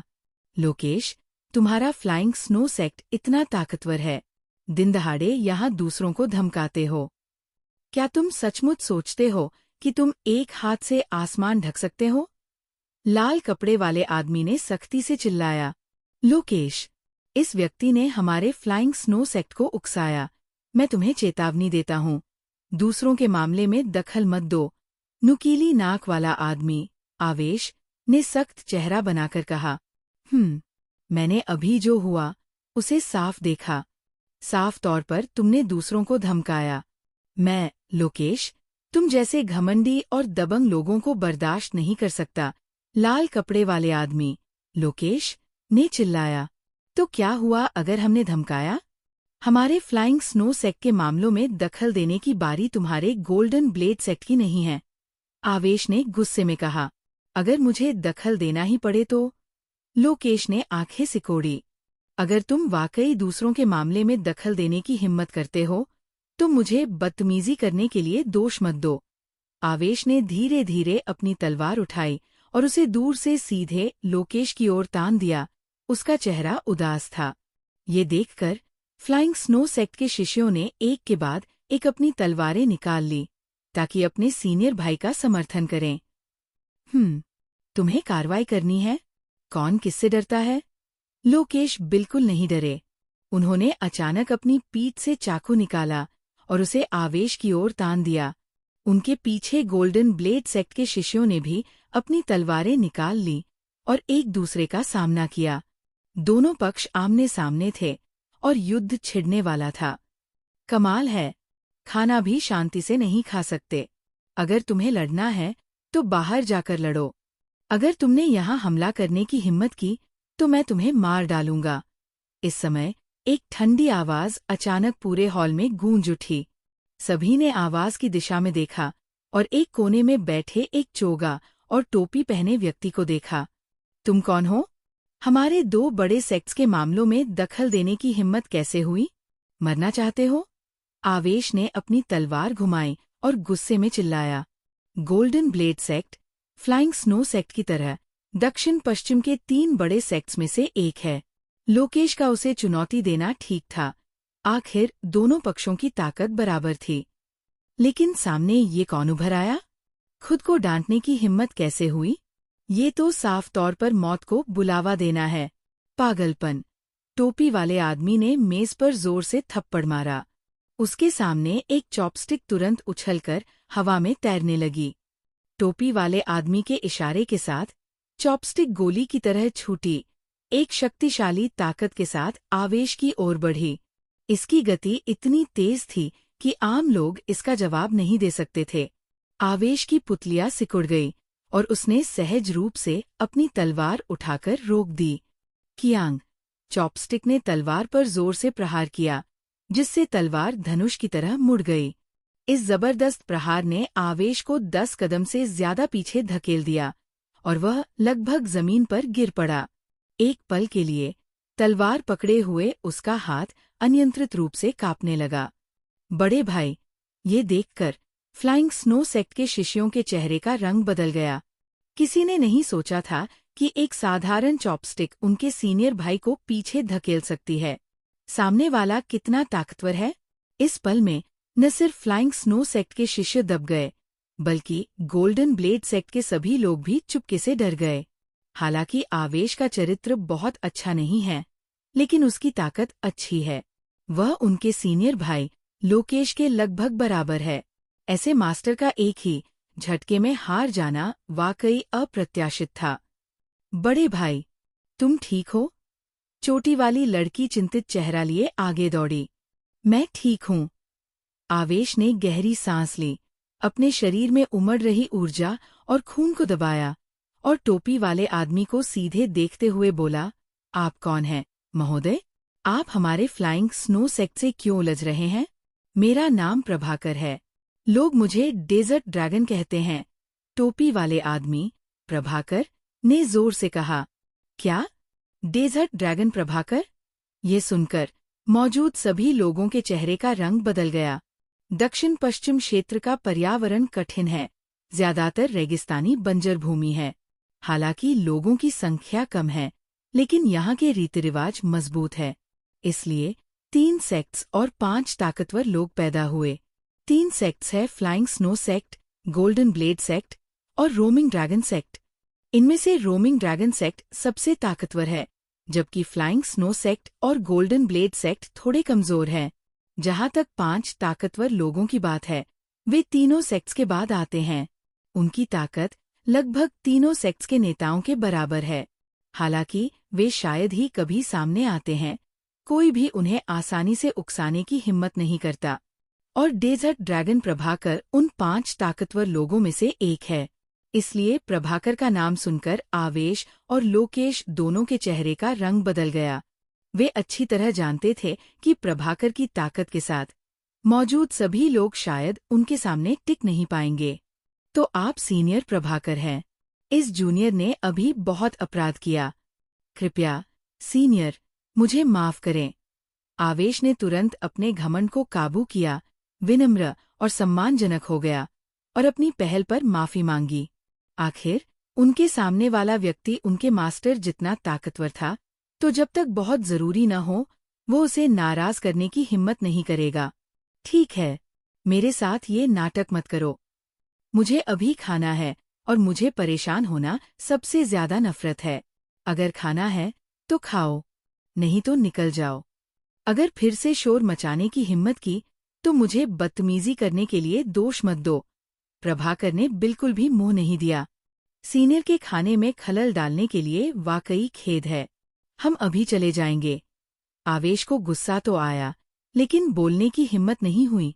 उसने झुककर सलाम किया और निर्णायक रूप से मुड़कर अपने साथियों के साथ बाहर चला गया।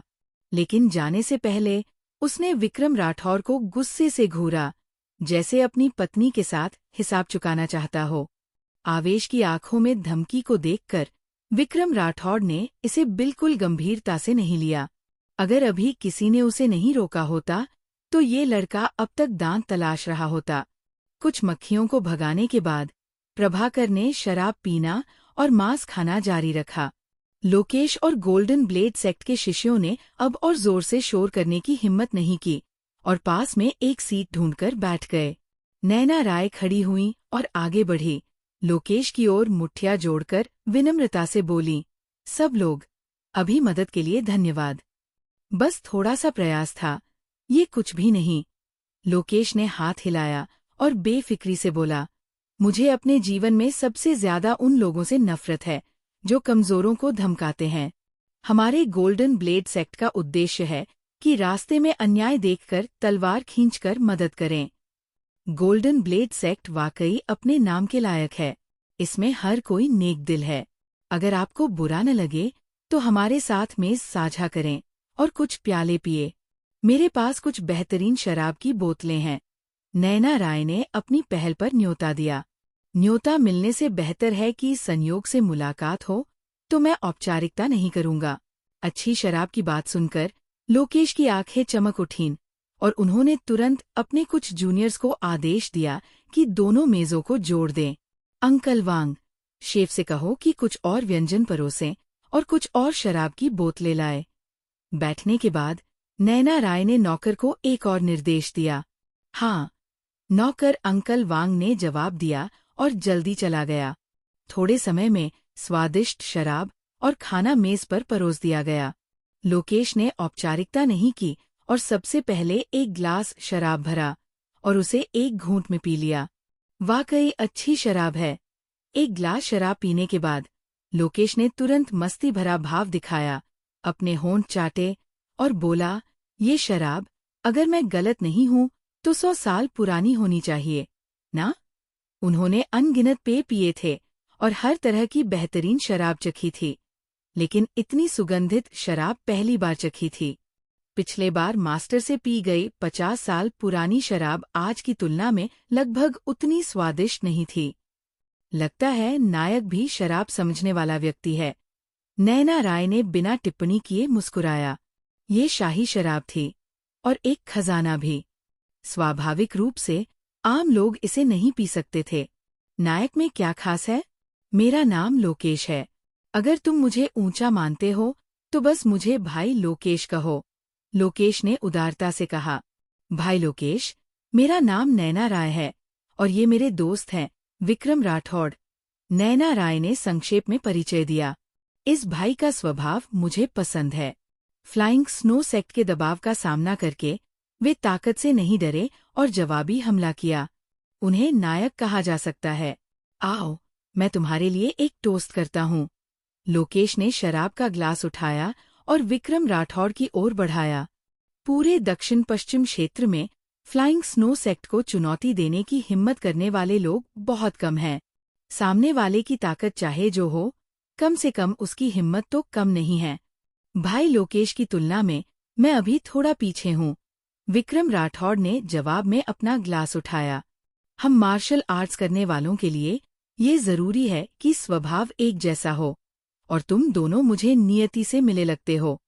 अगर भविष्य में कोई परेशानी आए तो बस मेरे पास आ जाओ और मैं जरूर तुम्हारी मदद करूंगा। लोकेश ने सीना ठोककर वादा किया। बहुत बहुत धन्यवाद, भाई लोकेश। नैना राय ने मुस्कुराकर अपना ग्लास उठाया। आओ, आओ, संकोच मत करो। खुलकर खाओ पियो और जमकर मजा लो।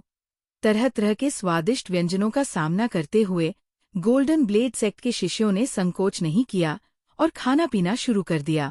3 चक्कर शराब और 5 तरह के स्वादिष्ट व्यंजनों के बाद दोनों पक्ष एक दूसरे से परिचित हो गए। मिस राय, भाई विक्रम, देखने से लगता है कि आप लोग यहाँ के स्थानीय नहीं हैं। क्या आप भी खजाने की तलाश में आए हैं? लोकेश ने टटोलते हुए पूछा। हाँ, मैंने सुना है कि डेथ डेजर्ट में खजाने छिपे हैं, तो मैं कुछ लोगों को लेकर यहाँ अपनी किस्मत आजमाने और कुछ अनुभव लेने आई हूँ। नैना राय ने इनकार नहीं किया। यहाँ आने वाले लोग ज्यादातर डेथ डेजर्ट के विभिन्न खजानों के लिए ही आते हैं। ये सबको बिना कहे समझ आता है। आखिर कोई भी इतने खतरनाक और कठिन माहौल में यहाँ घूमने तो नहीं आएगा।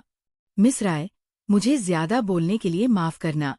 डेथ डेजर्ट खतरों से भरा है। जरा सी लापरवाही से जान जा सकती है। आप दोनों को देखकर लगता है कि आपकी त्वचा नाजुक है। साफ है कि आपने कोई खतरा नहीं देखा। ऐसी खतरनाक जगह पर नहीं जाना चाहिए। लोकेश ने सलाह दी। सलाह के लिए धन्यवाद, भाई लोकेश, लेकिन हमारे पास जाने की अपनी वजह हैं। नैना राय ने मुस्कुराकर मना कर दिया। अगर आपने जाने का फैसला कर लिया है तो हमारे साथ आ सकते हैं ताकि हम आपका ध्यान रख सकें, लोकेश ने कहा। भाई लोकेश, क्या ये यात्रा भी डेथ डेजर्ट में खजाने की तलाश के लिए है? विक्रम राठौड़ ने जवाब में पूछा। बिल्कुल नहीं, लोकेश ने बहुत शांत स्वर में कहा। हमारे गोल्डन ब्लेड सेक्ट का इस बार का मिशन उस नखलिस्तान की खोज करना है जो अचानक डेथ डेजर्ट में प्रकट हुआ है। बड़े भाई, बोलने में सावधानी बरतो। ये सुनकर गोल्डन ब्लेड सेक्ट के एक शिष्य ने तुरंत चेतावनी दी। आखिर ये उनके सेक्ट का मिशन था और इसे दूसरों को आसानी से नहीं बताना चाहिए था। भाई विक्रम, अगर कुछ छिपाना है तो जबरदस्ती बताने की जरूरत नहीं। विक्रम राठौड़ ने और नहीं पूछा। कोई बात नहीं, हम सब दोस्त हैं, छिपाने की क्या जरूरत। लोकेश ने बेफिक्री से हाथ हिलाया और आगे बोला। पता नहीं आपने सुना है या नहीं, हाल ही में डेथ डेजर्ट में एक जादुई नखलिस्तान प्रकट हुआ है। ये नखलिस्तान जैसे आत्मिक है और तेजी से फैल रहा है। इसलिए कुछ लोग कहते हैं कि इसमें कोई हैरान करने वाला खजाना छिपा है। अगर कुछ गलत हुआ तो जरूर कोई राक्षस होगा। इस बार मास्टर ने हमें इस मामले की जांच के लिए भेजा है। हमने भी उस नखलिस्तान के बारे में सुना है और हम उसमें अपनी किस्मत आजमाने की योजना बना रहे हैं, नैना राय ने जवाब दिया। लगता है हमारा शुरुआती बिंदु एक ही है, लेकिन मैंने सुना है कि जो भी नखलिस्तान में गया वह फिर कभी बाहर नहीं आया, तो कोई नहीं जानता कि अंदर क्या हो रहा है। लोकेश का चेहरा गंभीर हो गया और उन्होंने अपनी आवाज धीमी करके कहा। बेशक, नखलिस्तान के खतरे गौण हैं। हमें सबसे ज्यादा सावधान उन ताकतों से रहना है जो हर तरफ से आ रही हैं। इस बार खजाने की तलाश में बहुत सारे लोग आए हैं और ये हर तरह के लोग हैं, जिनमें नेक और दुष्ट दोनों तरह के समूह हैं। ये सबसे खतरनाक हैं। दुनिया में हर तरह के लोग हैं। खजाने के लिए होड़ में दोस्त भी आपस में लड़ पड़ते हैं। अजनबियों की तो बात ही क्या। बिना पूरी तरह मजबूत ताकत और ठोस समर्थन के खजाना हथियाना बेकार ही जाएगा। भाई लोकेश बिल्कुल सही कह रहे हैं। इस खजाने की तलाश में कई मास्टर्स मौजूद होंगे। अगर कोई टकराव हुआ तो वाकई परेशानी होगी। नैना राय ने सिर हिलाया। आपको ज्यादा चिंता करने की जरूरत नहीं। जब तक आप हमारे गोल्डन ब्लेड सेक्ट के साथ रहेंगे, मुझे यकीन है कि कोई खतरा नहीं होगा, लोकेश ने आत्मविश्वास से कहा। गोल्डन ब्लेड सेक्ट दक्षिण पश्चिम में ताकत और प्रभाव के मामले में सबसे बेहतरीन में से एक है। जब तक उन्हें उन अत्यंत दुष्ट लोगों का सामना न करना पड़े, ज्यादातर सेक्ट्स के मास्टर्स कुछ इज्जत देंगे और आसानी से उकसाने की हिम्मत नहीं करेंगे। जब सभी शराब पीकर बातें कर रहे थे, करणवीर और ब्लैक स्कॉर्पियन टीम के कुछ सदस्य अचानक जल्दी में बाहर आए। मिलते ही उन्होंने रिपोर्ट दी, मिस राय, अच्छी खबर है। खबर के मुताबिक अभी अभी कोई नखलिस्तान से बाहर आया है। क्या? कोई बाहर आया? ये सुनकर नैना राय तुरंत जोश में आ गई और पूछा, ये व्यक्ति कौन है? वह अभी कहाँ है? वो अजीब नखलिस्तान अनजान चीजों से भरा है। अगर कोई सुरक्षित निकल आया तो उसके पास निश्चित रूप से पहली जानकारी होगी। जो कोई भी इस जानकारी को हासिल कर लेगा, वह न सिर्फ नुकसान कम करेगा, बल्कि खजाने की तलाश में सफलता की संभावना बहुत बढ़ जाएगी। इस व्यक्ति का नाम विराज है। वह 5 एलिमेंट सेक्ट का शिष्य है।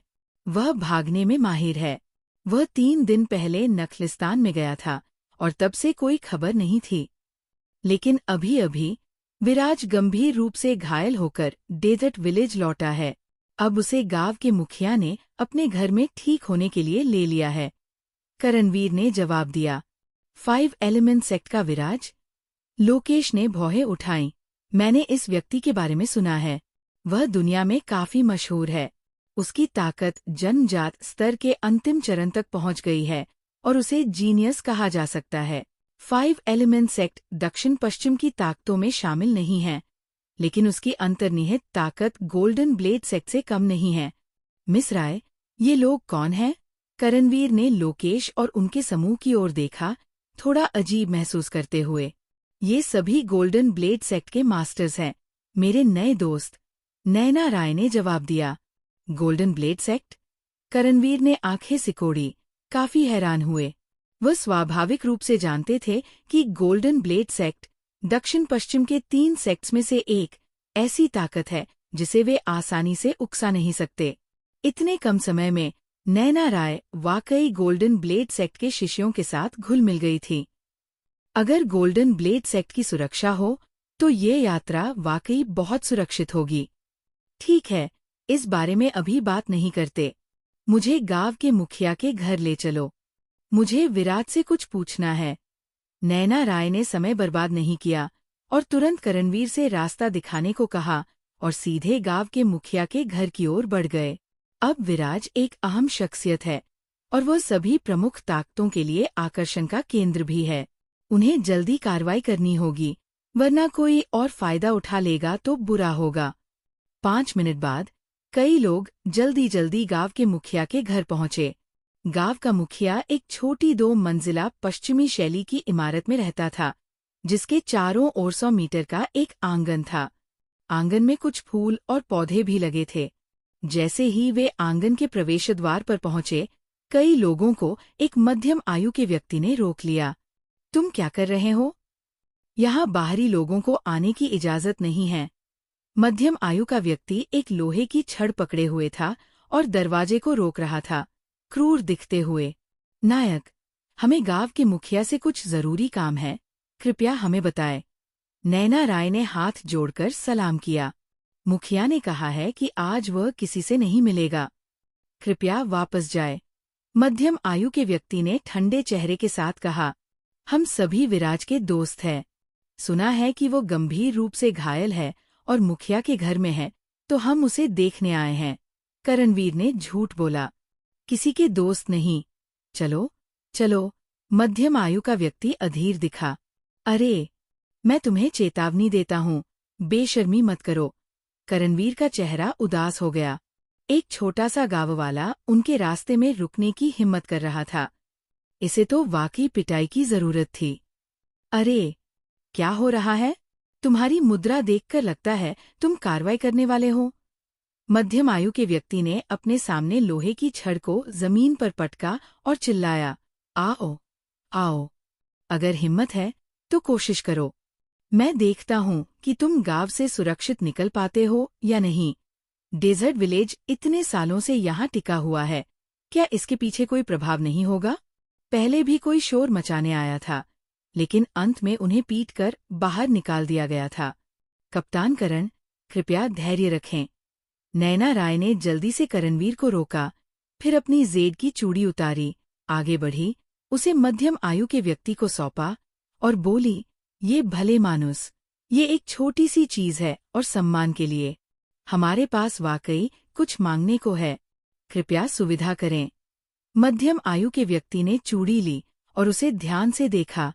उसकी आंखें चमक उठीं और उसने टटोलते हुए कहा, अरे, ये जेड की चूड़ी पुरानी लगती है, ये काफी कीमती होनी चाहिए, ना? बकवास, ये इंपीरियल ग्रीन ग्लास है, और वो भी एक प्राचीन चीज, जिसकी कीमत हजारों सोने की है। करणवीर ने गुस्से में कहा, हजारों सोने की कीमत? वाकई एक अच्छा खजाना है। मध्यम आयु का व्यक्ति खुश दिखा और जल्दी से जेड की चूड़ी को सावधानी से रख लिया। मैं जल्दी में निकली थी और कुछ और तैयार नहीं कर पाई। ये जेड की चूड़ी काफी कीमती है, उम्मीद है आपको पसंद आएगी। नैना राय ने हल्के से मुस्कुराया, मिस, आप इतनी सच्ची हैं तो मैं अनमने ढंग से सूचना दूंगा, लेकिन गांव के मुखिया आपसे मिलना चाहेंगे या नहीं, ये मेरे नियंत्रण में नहीं है। मध्यम आयु के व्यक्ति ने पूरी बात नहीं कही। धन्यवाद। नैना राय ने हल्के से सिर हिलाया। ठीक है, जरा ठहरिए। मध्यम आयु का व्यक्ति कुछ और नहीं बोला और मुड़कर आंगन में चला गया। 3 मिनट बाद मध्यम आयु का व्यक्ति फिर से बाहर आया, चेहरे पर मुस्कान लिए। मिस, हमारे गांव के मुखिया ने आपसे मिलने का वादा किया है, लेकिन सुरक्षा के लिए आप सिर्फ एक व्यक्ति को अंदर ले जा सकती है। कप्तान करण, कृपया आप यहीं रुकें, मैं और विक्रम राठौड़ अंदर जाकर देखते हैं। नैना राय ने चेतावनी देने के बाद विक्रम राठौड़ को लेकर दरवाजे से अंदर चली गई। इस समय बेडरूम में विराज बिस्तर पर पड़ा था। उसका चेहरा पीला था, वो पूरी तरह बेहोश था। गांव के मुखिया लोकेश्वर पास में खड़े थे और एक गांव के डॉक्टर के साथ उनकी हालत के बारे में बात कर रहे थे। लाओ यांग, क्या इस युवक की वाकई कोई उम्मीद नहीं है? लोकेश्वर का चेहरा थोड़ा गंभीर था। नखलिस्तान से जिंदा निकलने वाले इकलौते व्यक्ति के रूप में विराज बहुत कीमती था। अगर इसका सही इस्तेमाल किया जाए तो गांव ढेर सारा पैसा कमा सकता था। मुखिया, इस व्यक्ति को गंभीर चोटें हैं और इसके शरीर में जहर है। मेरे चिकित्सा कौशल से मैं इसे बिल्कुल ठीक नहीं कर सकता। गांव के डॉक्टर ने सिर हिलाया। उसे छोटी मोटी बीमारियों का इलाज करने में कोई दिक्कत नहीं थी, लेकिन जटिल और गंभीर बीमारियों में वो पूरी तरह असहाय था। लगता है हमें इसे हॉस्पिटल भेजना होगा, लोकेश्वर ने भौहें सिकोड़ी। मुखिया, हमारे यहाँ से बड़े शहर के हॉस्पिटल तक कम से कम 1 दिन का सफर है। इसकी मौजूदा शारीरिक स्थिति के साथ शायद ये टिक नहीं पाएगा। गांव के डॉक्टर ने आह भरी। चाहे कुछ भी हो, हमें कोशिश तो करनी होगी, हमारे पास और कोई विकल्प नहीं है। लोकेश्वर ने असहाय महसूस किया। इतना बड़ा पैसों का पेड़ मिला था और अब वो मौत के कगार पर था। ये बहुत अफसोस की बात थी। मुखिया, मेरे दोस्त के पास शानदार चिकित्सा कौशल है, क्यों न उसे कोशिश करने दें? इस समय बेडरूम के दरवाजे तक पहुंची नैना राय ने अचानक कहा। झू झू से सुना कि आप इस युवक के दोस्त हैं? लोकेश्वर ने टटोलते हुए पूछा। दोस्त तो नहीं कह सकते, बस मेरे पास कुछ सवाल है जो मैं उससे पूछना चाहती हूँ। नैना राय ने सच बोला। हाँ, आप एक ईमानदार व्यक्ति हैं। लोकेश्वर ने संतुष्ट होकर सिर हिलाया। अगर आपने झूठ बोलने की हिम्मत की होती तो मुझे आपको बाहर निकालना पड़ता। मुखिया समझदार और ताकतवर हैं, हम झूठ बोलने की हिम्मत कैसे कर सकते हैं? नैना राय ने चापलूसी की। हाँ हाँ हाँ, आप लड़की वाकई बातें करने में माहिर हैं। लोकेश्वर हंस पड़े। मुखिया, विराज की स्थिति बहुत निराशाजनक है। अब उसे हॉस्पिटल भेजना शायद देर हो चुकी है। मेरे दोस्त ने बचपन से डॉक्टरी पढ़ी है और विभिन्न जटिल बीमारियों के इलाज में माहिर हैं। शायद वह विराज को ठीक कर सकते हैं। नैना राय ने विक्रम राठौड़ की ओर इशारा किया। इतने युवा? लोकेश्वर ने ऊपर नीचे देखा, थोड़ा शक करते हुए। उनकी नज़र में जितना बड़ा डॉक्टर, उतना बेहतर उसका चिकित्सा कौशल। विक्रम राठौड़ केवल 20 साल के आसपास हैं। ये वाकई भरोसा नहीं दिलाता। युवा होने का मतलब अक्षम होना नहीं है। मुझे भरोसा है कि चाय के एक कप के समय में विराज होश में आ जाएगा। विक्रम राठौड़ ने शांत स्वर में कहा। उनके शब्द शांत थे, लेकिन वे बहुत आत्मविश्वास से भरे लग रहे थे। युवक, तुमने हालत देखी भी नहीं और कह रहे हो कि इलाज कर सकते हो। क्या ये थोड़ा ज्यादा घमंड नहीं है? गांव का डॉक्टर स्पष्ट रूप से नाखुश था। हालांकि वह एक नंगे पांव का डॉक्टर था, लेकिन उसके पास 10 साल से ज्यादा का चिकित्सा अनुभव था और उसने कई लोगों का इलाज किया था। जिस बीमारी का वह इलाज नहीं कर सका, उसे एक पीली मुंह वाला बच्चा कैसे ठीक कर सकता था? रोगी को 13 बाहरी चोटें हैं, जिनमें सबसे गंभीर छाती और पीठ की भेदक चोटें हैं। सौभाग्य से वो शारीरिक रूप से मजबूत है, इसलिए ये घातक नहीं है। असली परेशानी यह है कि रोगी में जहर है और उसके आंतरिक अंग अलग अलग तरह से प्रभावित हुए हैं। अगर जहर को समय पर नहीं निकाला गया तो रोगी कल तक नहीं बचेगा। विक्रम राठौड़ ने विराज की बीमारी को विस्तार से समझाया, जैसे वह अपने घर के खजाने से वाकिफ हो। तुम ये सब कैसे जानते हो? गांव का डॉक्टर हैरान रह गया। उसने नब्ज लेकर और सावधानी से जांच करके ये निष्कर्ष निकाला था। सामने वाला लड़का ये कैसे जान गया? कई बीमारियां एक नज़र में समझ आ जाती हैं। विक्रम राठौड़ ने शांत स्वर में जवाब दिया। क्या? गांव का डॉक्टर चौंक गया। बस एक नज़र में? ये कोई लाइलाज बीमारी नहीं है, एक नज़र काफी है। विक्रम राठौड़ ने भावहीन चेहरा बनाए रखा। गांव के डॉक्टर का मुंह सिकुड़ा और वह एक पल के लिए बोल नहीं पाया। सामने वाले के शांत और आत्मविश्वास भरे रवैये को देखते हुए शायद उसके पास वाकई कुछ काबिलियत थी। छोटे भाई, क्या तुम वाकई पक्का कर सकते हो? लोकेश्वर ने टटोलते हुए पूछा। कोशिश करके देख लीजिए, कुछ न करने से तो बेहतर है। विक्रम राठौड़ ने कहा। ठीक है, मैं तुम्हारी मदद करता हूँ, छोटे भाई। लोकेश्वर ने और कुछ नहीं कहा, अपनी पहल पर रास्ता दिया और विक्रम राठौड़ को आगे आने का न्योता दिया। विराज की हालत को देखते हुए संभावना थी कि वह कल तक नहीं टिकेगा। उसे हॉस्पिटल भेजना अब देर हो चुकी थी। अब वो केवल एक मरे हुए घोड़े को जिंदा डॉक्टर की तरह मान सकता था। विक्रम राठौड़ बिस्तर के पास गए, पहले एक जहरनाशक गोली निकाली और उसे विराज के मुंह में डाल दिया। फिर उन्होंने अपना हाथ लहराया। फुश, फुश, फुश। 1 दर्जन से ज्यादा चांदी की सुइयां निकलीं और सटीक रूप से विराज के शरीर की विभिन्न महत्वपूर्ण जगहों में घुस गई। चांदी की सुई शरीर में घुसने के बाद विक्रम राठौड़ ने फिर से हाथ लहराया। बस, बस, बस। सारी चांदी की सुइयां तेजी से घूमने लगीं और रहस्यमयी ऊर्जा की लहरें सुइयों के जरिए विराज के शरीर में प्रवेश करने लगीं, उसकी नाड़ियों को खोलते हुए और रक्त के थक्कों को हटाते हुए। ऐसी चमत्कारी चिकित्सा तकनीक ने गांव के डॉक्टर को एक पल के लिए स्तब्ध कर दिया।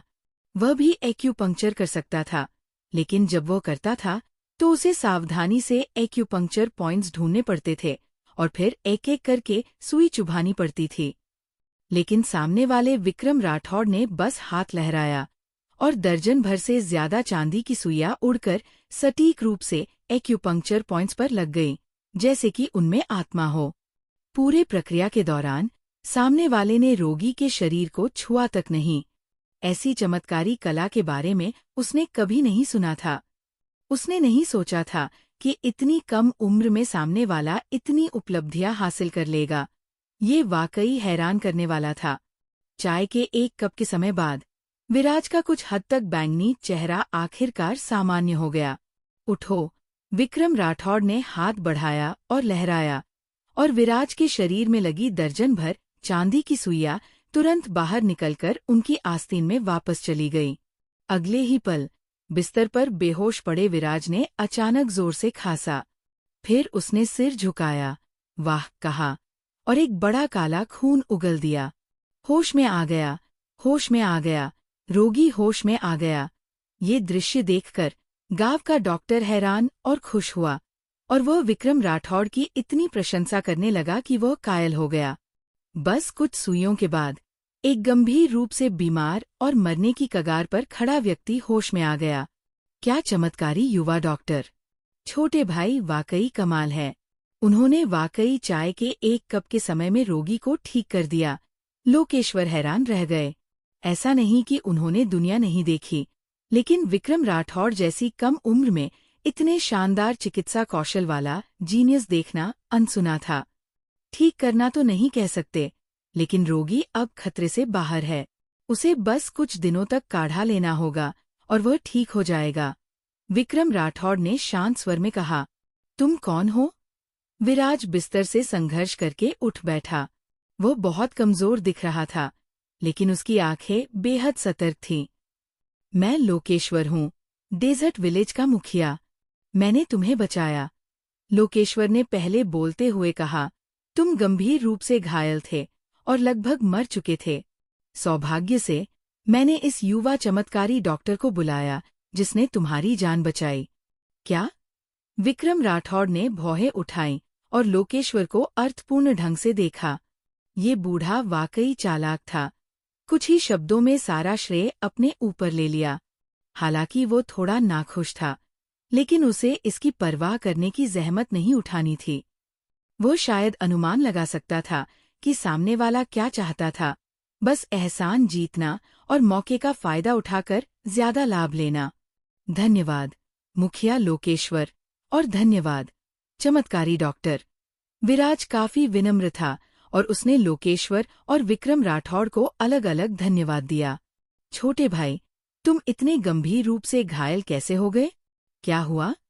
लोकेश्वर ने सभी के मन का सवाल पूछा। विराज कुछ बोलने से पहले हिचकिचाया। छोटे भाई, चिंता मत करो, हम बुरे लोग नहीं हैं, हम बस तुम्हारी मदद करना चाहते हैं। लोकेश्वर ने हल्के से मुस्कुराया, एक दयालु चेहरा लिए। पहली नजर में वो वाकई एक स्नेही बुजुर्ग की तरह लगता था। विराज, मैंने तुम्हारी जान मुफ्त में नहीं बचाई। हमें रेगिस्तान की स्थिति, खासकर उस अजीब नखलिस्तान के बारे में जानना है।